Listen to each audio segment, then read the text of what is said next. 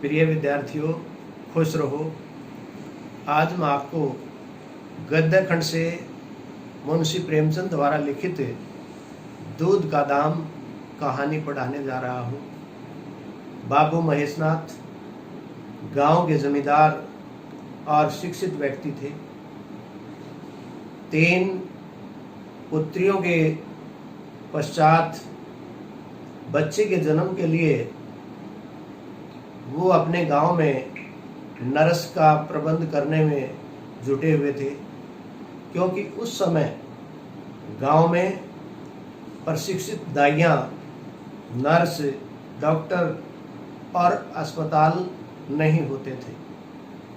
केवल अप्रशिक्षित दाइयाँ जो निम्न जाति की होती थी, बच्चे पैदा कराने का काम करती थी।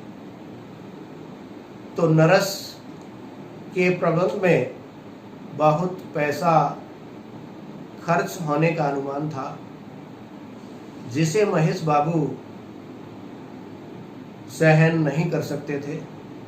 इसलिए बच्चे के जन्म के समय गुदड़ भंगी जो निम्न जाति का था, उसकी पत्नी भोंगी को ही बुलाना पड़ा। महेश बाबू की पत्नी ने 3 पुत्रियों के बाद पुत्र को जन्म दिया, परंतु संयोग से महेश बाबू की पत्नी मोटी ताजी होने के पश्चात भी दूध नहीं उतरने के कारण भोंगी को अपना दूध पिलाने के लिए कहा गया। परंतु भोंगी का भी 2 महीने का बच्चा था, जिसका नाम मंगल था। उसके लिए ऊपर के दूध का प्रबंध किया गया और भोंगी बाबू महेशनाथ के बेटे सुरेश को अपना दूध पिलाने लगी। इस कारण महेशनाथ के घर में भोंगी का रुतबा भी बढ़ गया। परंतु यह सिलसिला कुछ महीनों तक ही चला, क्योंकि मोटेराम शास्त्री ने इस पर आपत्ति प्रकट की और बाबू महेशनाथ से कहा कि आप अपने बच्चे को भंगिन का दूध पिला रहे हैं, इसके लिए आपको प्रायश्चित करना पड़ेगा। महेश बाबू ने कहा कि अब तक तो मेरा बच्चा भोंगी का दूध पीकर पल रहा था, क्या प्रायश्चित करने से यह दूध ब्राह्मणी का हो जाएगा और ये दूध पिलाने का सिलसिला रोकना पड़ा। उसी साल प्लेग की बीमारी के कारण गुदड़ चपेट में आकर मृत्यु को प्राप्त हो गया। अब भोंगी और मंगल अकेले रहने लगे। कुछ समय के पश्चात भोंगी नाले में हाथ डालकर महेश बाबू के वहां सफाई कर रही थी, जिसे सांप ने डस लिया और वह भी मृत्यु को प्राप्त हो गई। अब मंगल अकेला रह गया। वह महेश बाबू और सुरेश की जूठन से अपना पेट भरता था। बाबू महेशनाथ के घर के सामने ही नीम के पेड़ के नीचे रहता था। उसका साथी टॉमी नाम का कुत्ता था। अछूत होने के कारण उसे अपने साथ कोई खेलने के लिए नहीं बुलाता था। एक दिन न जाने किस कारण सुरेश को खेलने में कमी हो रही थी, तो उसने मंगल को खेलने के लिए कहा। काफी मना करने के पश्चात मंगल तैयार हो गया, परंतु कहने लगा कि तुम्हारी माँ ने यदि देख लिया तो मेरी हड्डी पसली एक कर देगी। यहाँ उस समय समाज में जातिगत भेदभाव कितने उच्च स्तर पर था, प्रेमचंद जी ने उसकी ओर भी संकेत किया है। तो इस प्रकार सुरेश जबरदस्ती मंगल के ऊपर घोड़ा बनाकर सवारी करने लगा, परंतु मंगल नीचे से सरक गया और सुरेश नीचे गिर गया।